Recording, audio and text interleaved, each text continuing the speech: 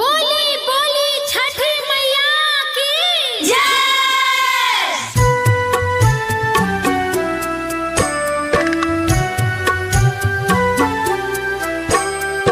अखन अहाँ सब सुनि रहल छी सत्यम सावरिया रिकॉर्डिंग स्टूडियो के शानदार प्रस्तुति।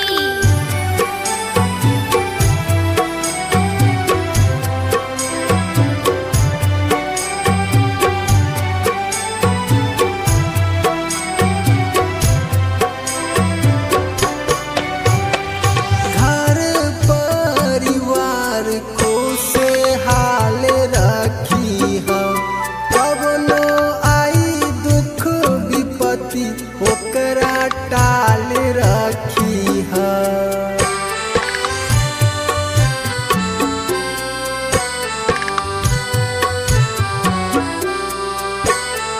घर परिवार को से हाल रखी हम कवनो आई दुख विपत्ति ओकरा टाल रखी हम।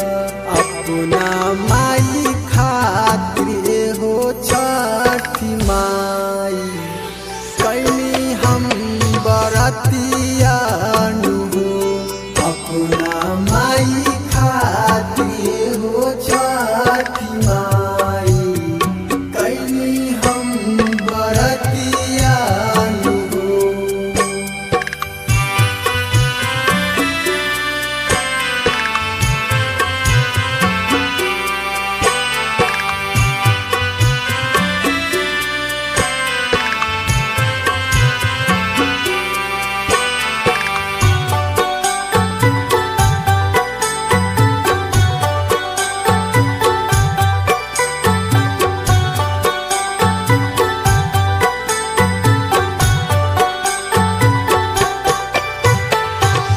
कलशुभ दौरा से घाट हम सजवनी सरधा भाव से माई तोह के बोलवनी।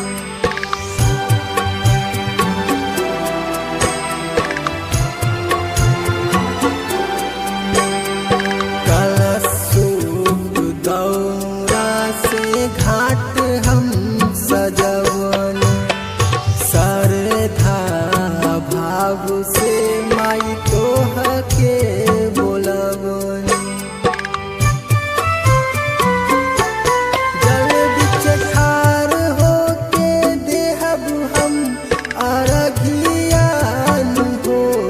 अपना माई खातिर हो छठी माई कैली हम बरतिया नु हो।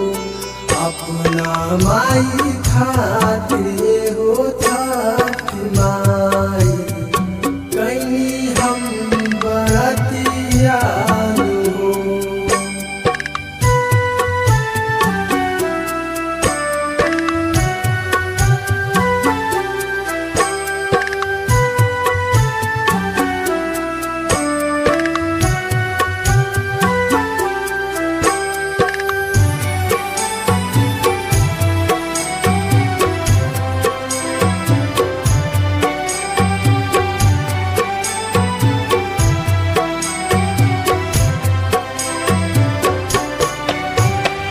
नहीं मांगी अन धन नहीं मांगी सोनामा माई मोर सलामत रहे दे दी वरदानमा।